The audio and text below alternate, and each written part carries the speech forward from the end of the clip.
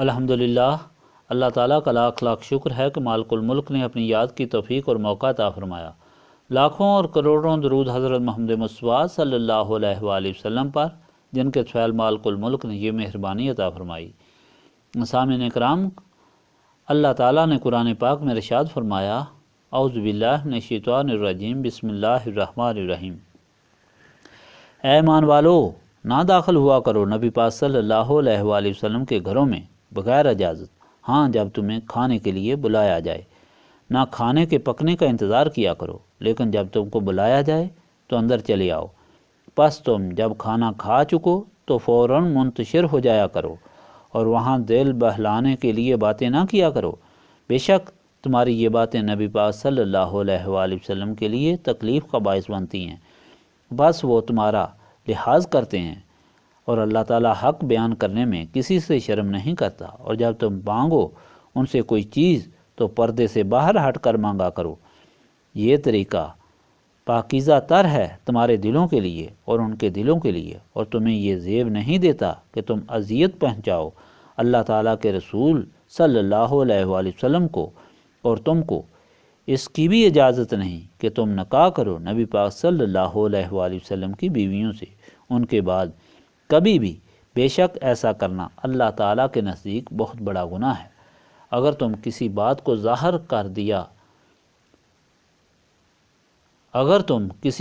ظاہر کرو یا چھپاؤ، یقیناً اللہ تعالیٰ ہر چیز کو جانتا ہے۔ کوئی حرج نہیں ان پر اگر ان کے ہاں آئیں ان کے باپ، ان کے بیٹے، ان کے بھائی، ان کے بھتیجے اور ان کے بھانجے۔ اس طرح مسلمان عورتیں اور لونڈیوں پر بھی کوئی پابندی نہیں، اور ڈرو اللہ تعالیٰ سے، بے شک اللہ تعالیٰ ہر چیز دیکھ رہا ہے۔ بے شک اللہ تعالیٰ اور اس کے فرشتے درود بھیجتے ہیں اس نبی مکرم صلی اللہ علیہ وآلہ وسلم پر۔ اے ایمان والو، تم بھی آپ صلی اللہ علیہ وآلہ وسلم پر درود بھیجا کرو اور سلام عرض کیا کرو۔ بے شک جو لوگ ایذا پہنچاتے ہیں اللہ تعالیٰ اور اس کے رسول صلی اللہ علیہ وآلہ وسلم کو، اللہ تعالیٰ انہیں اپنی رحمت سے محروم کر دیتا ہے، دنیا میں بھی اور آخرت میں بھی، اور اس نے تیار کر رکھا ہے ان کے لیے رسوا کن عذاب۔ اور جو لوگ دل دکھاتے ہیں مومن مردوں کا اور مومن عورتوں کا بغیر اس کے کہ انہوں نے کوئی ایسا کام کیا ہو، تو انہوں نے اٹھا لیا ہے اپنے سر پر بہتان باندھنے اور کھلے گناہ کا بوجھ۔ پچھلے فرمان الہی میں ایسے احکام بیان کیے گئے جن کو یاد رکھنا، جن پر عمل کرنا اور جن پر عقیدہ رکھنا ضروری ہے۔ پہلا حکم یہ کہ اللہ تعالیٰ کے رسول حضرت محمد مصطفیٰ صلی اللہ علیہ وآلہ وسلم کو اس لیے لمبی زندگی والی اولاد نرینہ نہ دی گئی اور نہ منہ بولا بیٹا بنانے کی اجازت دی گئی کہ آپ صلی اللہ علیہ وآلہ وسلم رسالت ختم کرنے والے ہیں، اور اگر آپ صلی اللہ علیہ وآلہ وسلم کا بیٹا ہوتا تو وہ ضرور نبی ہوتا، جو ختم نبوت کے خلاف ہے۔ اللہ تعالیٰ اور رسول پاک صلی اللہ علیہ وآلہ وسلم پر ایمان لانے والوں کو کثرت سے اللہ تعالیٰ کو یاد کرنے اور اللہ تعالیٰ کی تسبیح صبح و شام کرنے کا حکم دیا گیا، کیونکہ اللہ تعالیٰ کی یاد سینے صاف کرتی ہے، نور علی نور بناتی ہے، انسان کو ایسے مقام پر پہنچا دیتی ہے کہ وہ اللہ تعالیٰ کی قدرت سے ہی دیکھتا، سنتا، پکڑتا اور چلتا ہے۔ انسان کا دل اہل عرش کے لیے اس طرح چمکتا ہے جس طرح اہل فرش کے لیے چاند اور سورج۔ ایسے لوگوں کی مجلس میں بیٹھنے والے لوگوں کے سارے گناہ معاف ہو جاتے ہیں،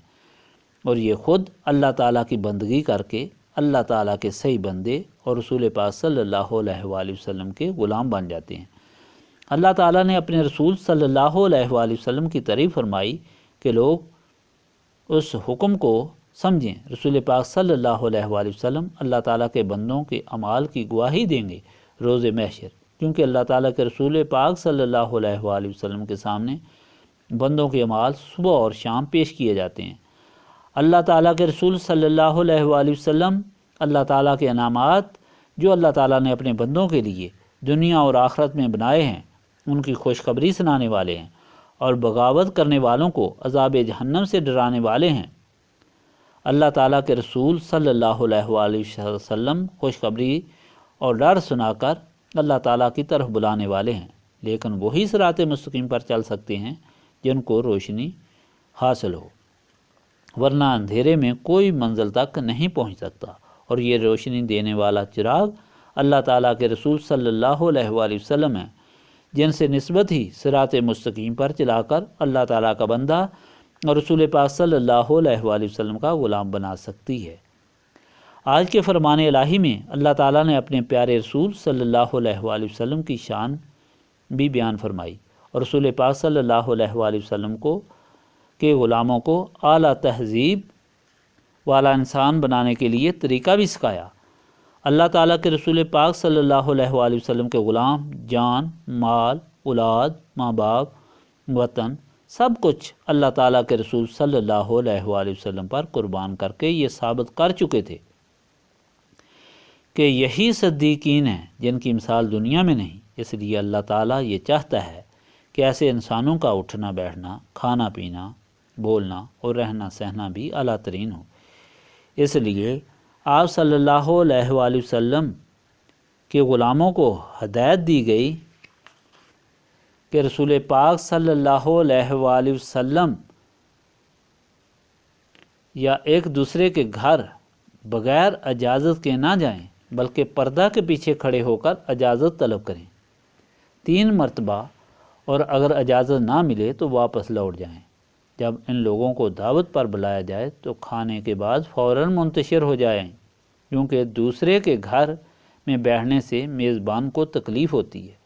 یہ احکام نبی پاک صلی اللہ علیہ وسلم کے متعلق اس لیے فرمائے گئے تاکہ سارے غلامان نبی صلی اللہ علیہ وسلم ایسا ہی طرز عمل اختیار کریں۔ اور آپ صلی اللہ علیہ وسلم کی شان بیان فرمائی گئی کہ آپ صلی اللہ علیہ وسلم کے ازواج مطہرات مومنین کی مائیں ہیں، ان کا خیال اسی طرح رکھیں اور ہر وقت اللہ تعالیٰ کے رسول صلی اللہ علیہ وسلم پر درود بھیجتے رہیں، کیونکہ اللہ تعالیٰ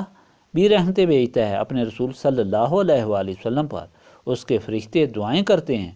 اللہ تعالیٰ کے رسول صلی اللہ علیہ وسلم کے لیے، اور یہ عمل اللہ تعالیٰ کو اتنا محبوب ہے کہ جو اس طرح درود بھیجے، ایک بار اللہ تعالیٰ کے رسول صلی اللہ علیہ وسلم پر اس کے 10 گناہ معاف، 10 نیکیاں اور 10 مرتبے ملتے ہیں۔ اس کے سارے گناہ معاف ہو جاتے ہیں، اس کی ساری آرزویں پوری ہو جاتی ہیں اور ساری بیماریاں دور ہو جاتی ہیں، ساری مشکلات حل ہو جاتی ہیں اور دین و دنیا کی رحمتیں، برکتیں، نعمتیں حاصل ہوتی ہیں۔ اس کے ساتھ یہ تنبیہ بھی کر دی گئی کہ دیکھو اللہ تعالیٰ کے رسول صلی اللہ علیہ وسلم کو جو ایذا دیتا ہے وہ اللہ تعالیٰ کو ایذا دیتا ہے۔ ایسا شخص ملعون ہوتا ہے، اس کی دنیا اور آخرت خراب ہو جاتی ہے اور اس کے لیے دردناک اور ذلیل کرنے والا عذاب ہے۔ اللہ تعالیٰ کے رسول پاک صلی اللہ علیہ وسلم کے سامنے آپ کی امت کے سارے اعمال صبح و شام پیش ہوتے ہیں، اور امت کے باغیانہ گناہوں کے ارتکاب، غرور اور تکبر، لالچ اور اللہ تعالیٰ کے رسول صلی اللہ علیہ وسلم سے بے ادبی اللہ پاک کے رسول پاک صلی اللہ علیہ وسلم کے لیے باعث تکلیف بنتے ہیں، جو کہ اللہ تعالیٰ کو بہت ہی ناگوار ہیں۔ اس لیے ایسے کاموں کے مرتکب اللہ تعالیٰ کے نزدیک مردود اور ملعون ہیں۔ اور اس واقعہ کی سب سے بڑی خرابی، خوفناک مثال یزید کا مقرر کرنا، یزید کا رسول پاک صلی اللہ علیہ وسلم کے دل کے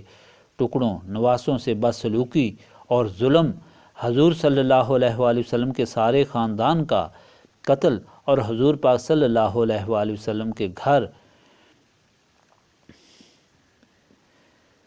کو جلانا، حضور پاک صلی اللہ علیہ وسلم کی شہزادیوں کو ننگے سر بازاروں میں پھرانا، دنیا کے بدترین گناہوں سے بھی بدترین گناہ ہیں۔ ان کی سزا ہر سزا سے زیادہ خوفناک ہے۔ یہ ہر مسلمان اچھے طریقے سے جانتا ہے کہ رسول پاک صلی اللہ علیہ وسلم نے اپنے شہزادوں کے لیے کیا دعائیں کیں، ان کے دشمنوں کے لیے کیا بد دعائیں کیں۔